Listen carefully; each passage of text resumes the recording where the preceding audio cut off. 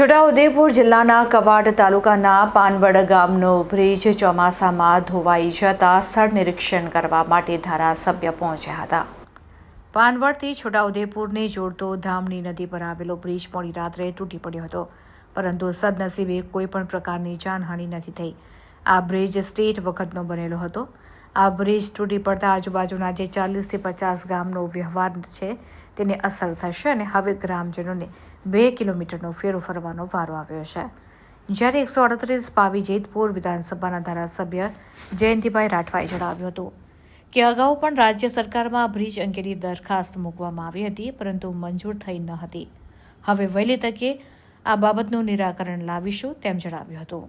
તૂટેલા બ્રિજનું નિરીક્ષણ કરવામાં આવ્યું હતું અને બાંધકામ વિભાગના અધિકારીઓ પણ પુલનું નિરીક્ષણ કરવા માટે દોડી આવ્યા હતા।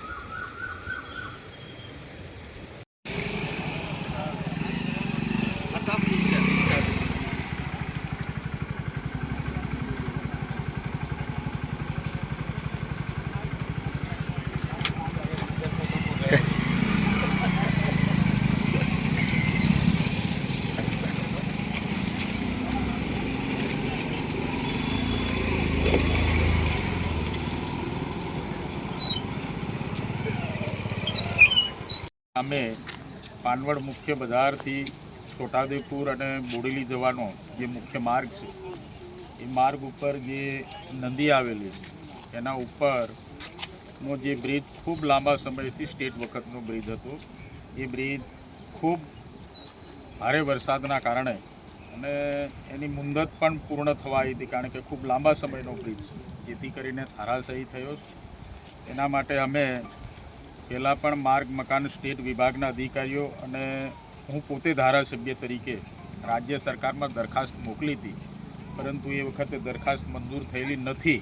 પરંતુ ફરીથી અમે માર્ગ મકાન સ્ટેટ વિભાગના અધિકારીઓ શ્રી, માન્ય કલેક્ટર શ્રી, ડીડીઓ શ્રી બધા સાથે મળીને ફરીથી અમે રાજ્ય સરકારમાં દરખાસ્ત કરીને વહેલી તકે આ બ્રિજ મંજૂર થાય એવા પ્રયત્નો કરીશું અને વહેલી તકે આ વિસ્તારની જનતાને એનો લાભ મળે એવા પ્રયત્નો અમે સૌ સાથે મળીને કરીશું। પાનવડ ગામમાં જે ગામની અંદર વચ્ચે જતા ધામણી નદી ઉપર સ્ટેટ વખતનો પુલ બનેલો હતો અને આજરોજ સવારમાં લગભગ 5-6 વાગ્યાની અંદર ખબર પડી દિવાલ પડી ગયેલી અને અમે જાણ કરી દીધી અને સાહેબને, ધારાસભ્ય જયંતિ સાહેબને પણ વાત કરીશું અને વહેલી તકે આ પુલનું કામ થાય એવું અમે કોશિશ કરીશું। છોટાઉદેપુર અને કવાડને જોડતો પાનવડમાંથી પસાર થતો ધામણી નદી પરનો પુલ આજે ભારે વરસાદ અને ભારે વાહનોના અવર જવરને કારણે આજે ધરાશાયી થઈ ગયો છે। આ પુલ ધરાશાયી થવાને કારણે પાનવડને જોડતો આજુબાજુના 30 ગામના માણસોને તકલીફ પડશે અને જો ફરીને આવે તો 2 કિલોમીટરનો લાંબો ફેરો પડશે, જે તાત્કાલિક અસર ઇમરજન્સી સેવાઓ, એમ્બ્યુલન્સ, ફાયર એના માટે ખૂબ તકલીફની વાત થશે। આ પુલ તાત્કાલિક અસરથી બંધ કરાવી એના પરથી 4 વ્હીલર પણ બંધ કરવામાં આવે એવી અમારી માંગ છે અને વહેલી તકે જો આ પુલ શરૂ બાંધકામ અથવા એની અંગેની કામગીરી કરવામાં આવે જનતાની માંગ છે। આ સ્ટેટ વખતનો પુલ પથ્થર અને સિમેન્ટનું બાંધકામ હતું, જે આજે ઘણી લાંબી સેવા આપ્યા બાદ આજે ધામણી નદીમાં ધરાશાયી થયું।